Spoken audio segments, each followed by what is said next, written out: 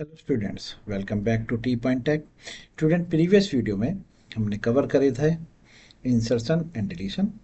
आज का वीडियो है कि हमें एक एरे के एलिमेंट्स हैं जिनको हमें सर्च करना है एक दूसरी एरे में। ठीक है, पता लगाना है कि फर्स्ट एरे के जो एलिमेंट्स हैं वो बी की एरे में कितनी बार रिपीट हुए हैं। क्लियर है? चलिए पहले इसका लॉजिक समझते हैं, फिर प्रोग्राम डेवलप करेंगे। स्टूडेंट्स, ये हमारी एक एरे है 8 2 4 6 3, और ये हमारी एक बी की एरे है। जरूरी नहीं है कि दोनों एरे का साइज सेम हो। ठीक है, वैल्यू है 5 7 8 6 3 8 9। ओके, अब मुझे चेक कराना है कि जो ए की एरे है और ये बी की एरे है, तो ए के एलिमेंट्स हैं। सबसे पहला एलिमेंट A0 वो हमारी बी के एरे में प्रेजेंट है। अगर प्रेजेंट है तो कितनी बार प्रेजेंट है ये काउंट करना है। ठीक है, तो क्या करना है स्टूडेंट, A0 को हम एक एक यहाँ से कंपेयर करते चलेंगे। ठीक है, और जहाँ भी कंपेयर होगा A0 का एलिमेंट बी में कंपेयर होगा तो एक वेरिएबल लेंगे हम काउंट। जैसे सी ले लिया तो सी प्लस प्लस कर लेंगे। ठीक है, सी की इनिशियल वैल्यू 0 रखेंगे, और जैसे ही मैच करेगा, जैसे यहाँ मैच करा तो मैंने यहाँ पे सी प्लस प्लस कर लिया, तो सी की वैल्यू 1 हो गई। तो ये सी की वैल्यू 1 ये रिप्रेजेंट कर रही है कि A0 एक बार बी में प्रेजेंट हो चुका है। फिर आगे बढ़ेंगे, 6 3 8, यहाँ मैच कर गया। फिर दोबारा से सी प्लस प्लस, अब सी की वैल्यू हो गई है 2, फिर 9। Array complete. सी को प्रिंट कराएंगे, तो प्रिंट कराएंगे A0 फाउंड 2 टाइम्स। तो इसको कैसे लिखेंगे, हम लिखेंगे प्रिंट एफ ए, और उसके अंदर ब्रैकेट में परसेंटाइल डी, और फाउंड फाउंड ये सी परसेंटाइल डी टाइम्स। यहाँ पर आई लिख देंगे और यहाँ पर सी लिख देंगे। तो आई तो यहाँ रिप्रेजेंट करेगा और ये सी यहाँ रिप्रेजेंट होगा। तो आई का मतलब यहाँ पर आई, ये आई का लूप है, तो आई की वैल्यू यहाँ पर 0 आएगी। तो A0 फाउंड परसेंटाइल डी क्या देगा यहाँ पर 2 टाइम्स। क्लियर है? तो ये लूप में लिखा जाएगा लॉजिक। तो हम ए के एक एक एलिमेंट्स को बी में कंपेयर करेंगे, जहाँ भी कंपेयर होगा वहीं पर सी में इंक्रीमेंट कराएंगे। ठीक है, ये तो हो गया A0 के लिए। क्लियर? अब जब नेक्स्ट लूप आइट्रेट होगा, आई की वैल्यू 1 हो जाएगी। तो जैसे ही आई की वैल्यू 1 होगी, हम सी को दोबारा से 0 से इनिशलाइज करेंगे। हाँ जी, क्योंकि अब A0 को हम कंपेयर कर चुके। अब A1 के लिए C को अगर दोबारा से 0 से इनिशलाइज नहीं किया गया तो C की वैल्यू 2 हो चुकी है, और वो A1 के लिए जब सर्च करेगा B में और A1 वहाँ पर अगर प्रेजेंट है तो C में वो 2 के बाद ही इंक्रीमेंट कर देगा, तो 3 हो जाएगा। तो मान के चलिए वो A1 डेट इज 2, 2 को 3 बार प्रेजेंट बता देगा B में, जबकि ऐसा नहीं है, वो अभी एक बार ही हुआ है। तो सी को 0 से इनिशलाइज करना जरूरी है, यानी कि एरे के एक ही एरे के हर एलिमेंट के लिए सी की वैल्यू 0 से स्टार्ट करेंगे। ठीक है, चलिए अब जैसे 2 है, अब देखिए यहाँ पे 2 कहीं भी प्रेजेंट है नहीं है, तो मैंने सी प्लस प्लस कभी किया ही नहीं, तो सी की वैल्यू 0 है। तो यहाँ पर आंसर क्या आने वाला है, A1 फाउंड 0 टाइम्स, क्योंकि सी की वैल्यू 0 है तो 0 टाइम्स। क्लियर? चलिए अब की बार मैं 4 को चेक करता हूँ। 4 का मतलब हो गया A2 को। A2 देखिए यहाँ पर नहीं है, नहीं है, तो क्या कहेगा, A2 फाउंड 0 टाइम्स। क्लियर है? चलिए अब की बार 6 को कंपेयर करते हैं। मैच कर गया मैच, सी में प्लस प्लस हो गया, सी की वैल्यू 0 से 1 हो गई। चलिए आगे, लूप को ब्रेक नहीं करना इसमें, ठीक है, ये ध्यान रखिए। मैच नहीं हुआ, अब लिखूंगा A3 फाउंड्स 1 टाइम्स, क्योंकि सी की वैल्यू 1 प्रिंट होगी। क्लियर है?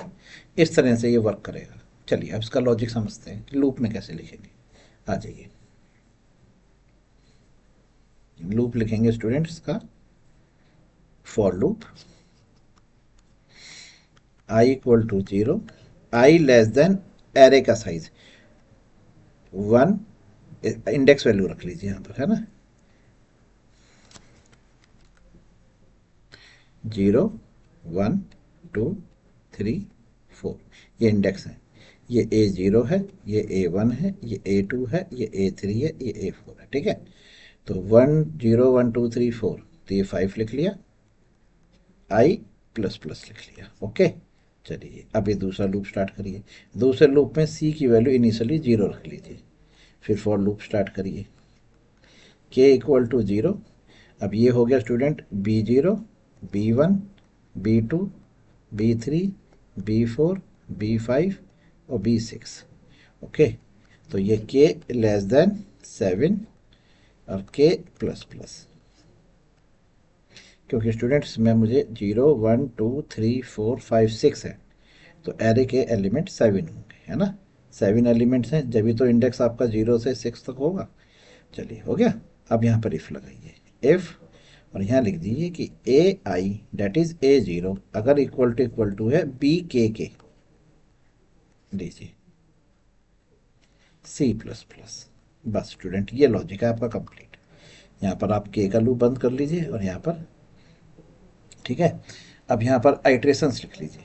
देखिए ये 0 चलेगा, 1 चलेगा, 2 चलेगा, 3 चलेगा, 4 चलेगा, और के का लूप चलेगा 0 1 2 3 4 5 6, ठीक है। तो यहाँ पर आप सबसे पहले ए की वैल्यू, यहाँ पर आई की वैल्यू 0 आएगी, तो ए की वैल्यू A0 डेट इज़ 8 आएगी। और यहाँ पर के की वैल्यू जो आएंगी, के जो आइट्रेशन देगा यहाँ पर, वो देगा 0 1 2 3 4 5 6। तो A0 की पहली बार चेक होगी B0 से, फिर A0 की B1 से, फिर A0 की B2 से, फिर A0 की B3 से। इस तरह से कंपेयर करता चलेगा, और जहाँ भी दोनों आपस में मैच करेंगे सी में इंक्रीमेंट हो जाएगा। क्लियर है? समझ में आ गया?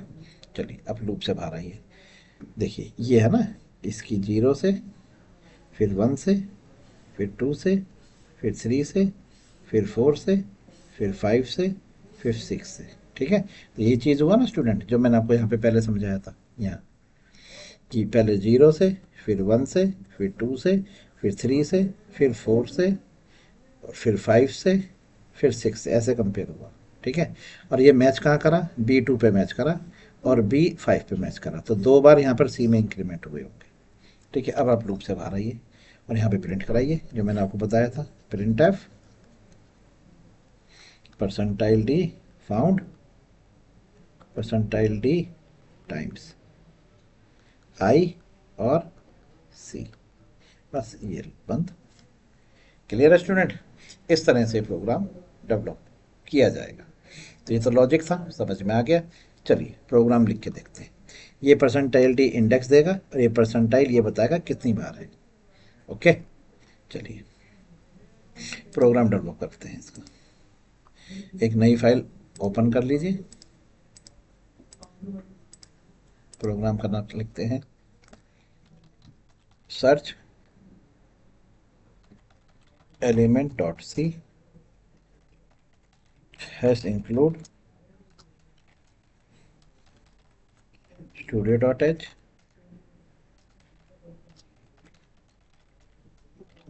void main इंटीजर ए की एरे। स्टूडेंट्स मान के चलिए मैंने 5 एलिमेंट्स की एक एरे ली है, जिसमें मैं ये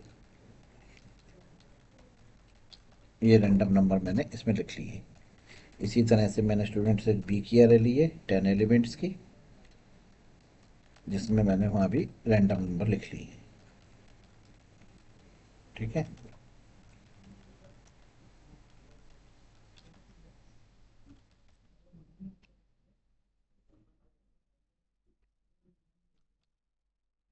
कितने हो गए? 2 और 2 4, 5 6 7 8 9 10। ओके, चलिए अब एक आई, एक के और एक सी।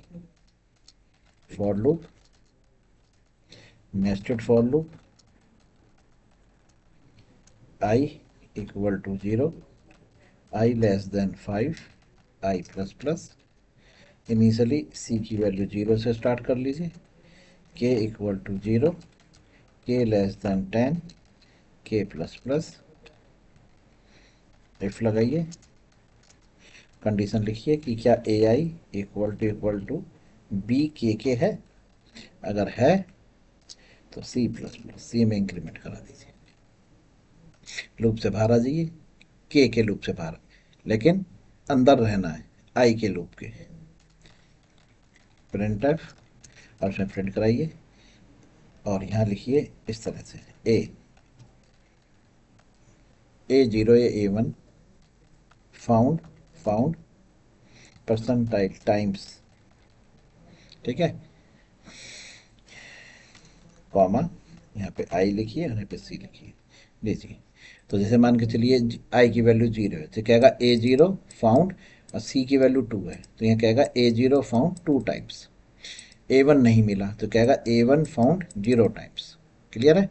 चलिए लूप से बाहर आ जाइए, प्रोग्राम आपका कंप्लीट है, सेव कर लीजिए, एक बार कंपाइल करिए और फिर इसको रन करके देखिए। क्लियर? प्रोग्राम का नाम है search element dot C dot slash A dot E X E. ठीक है, एक बार स्लैश एन लगा लीजिए स्टूडेंट, है ना, स्लैश एन।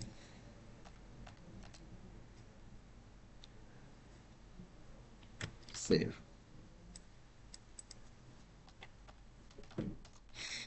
कंपाइल किया, रन किया। अब बता रहा है कि A zero found 2 times, A one found 1 times, A two found 1 times, A three found 1 times, A four found 1 time. देखें सही कह रहा है, ऐसा तो नहीं गलत है, चेक कर लेते हैं। आ जाइए, 74 2 टाइम्स है, देखो सही दे रहा है। 85 1 टाइम है, ठीक है। 96 1 टाइम है। 41 41 तो है 1 टाइम है। 52 1 टाइम है। अब मान के चलिए 52 को हम नहीं रखते, या बीच में हमारा कौन सा एलिमेंट है, 96, 96 को हटा देते हैं। ठीक है, चलिए अब के द्वारा नॉट फाउंड का भी देखते हैं। एक एलिमेंट मैंने इसमें से हटा दिया है चेक करने के लिए कि सही दे रहा है कि नहीं दे रहा है। हाँ, ए टू फाउंड 0 टाइम्स। क्लियर है स्टूडेंट? तो इस तरह से आप सर्च लगाएंगे एक एरे की दूसरी एरे में। कोई डाउट? समझ में आ गया स्टूडेंट्स? एक बार वीडियो रिवर्स करिए, नहीं समझ में आया, बहुत सिंपल लॉजिक है, लॉजिक को समझिए फिर प्रोग्राम को समझिए। प्रोग्राम में आई का जो लूप है वो ए एरे के लिए है, और जो के का लूप है ये बी की एरे के लिए है। सिंपली आपने आई इंडेक्स से ए को रिट्रीव करा है और उसे कंपेयर करा है बी की, के बी के यानी बी के की वैल्यू 0, बी 0 से। इनर लूप कंप्लीट होगा जब जाके आई में एक इंक्रीमेंट होगा। तो ए की वैल्यू तो यहाँ पर 0 रहेगी और बी की वैल्यू यहाँ पर एक एक करके बढ़ती जाएगी। तो यहाँ पर ए 0 और यहाँ पर पहली बार बी 0, फिर के में इंक्रीमेंट बी 1, फिर B 2, B 3, B 4, B 7, B 8, B 9 तक जाएगा। तो ए 0 की आपने बी की कंप्लीट एरे में सर्च करा, बी ए 0 को, और जहाँ भी दोनों मैच करे वहीं पर आपने सी में इंक्रीमेंट कर लिया। फिर सी को आपने यहाँ पर प्रिंट कराया, तो सी में जितनी बार भी इंक्रीमेंट हुआ है सी यहाँ पर प्रिंट हो जाएगा, और यहाँ पर इंडेक्स वैल्यू आई प्रिंट हो जाएगी। तो ए आई यानी कि ए का इंडेक्स आ जाएगा और सी का वैल्यू आ जाएगी, तो ये प्रिंट हो जाएगा। बहुत ही सिंपल लॉजिक है, एक बार चेक करिए। ठीक है स्टूडेंट्स, चलिए ओके, गुड बाय। अगले वीडियो में हम चेक करेंगे मर्ज सॉर्ट कैसे करते हैं, दो एरो को मर्ज करते हैं सॉर्टिंग में। मतलब पहले दो एरे लेंगे, उनको सॉर्ट करेंगे और फिर उनको मर्ज करेंगे। ठीक है, इसे कहते हैं हम merge sort. Okay students, good bye.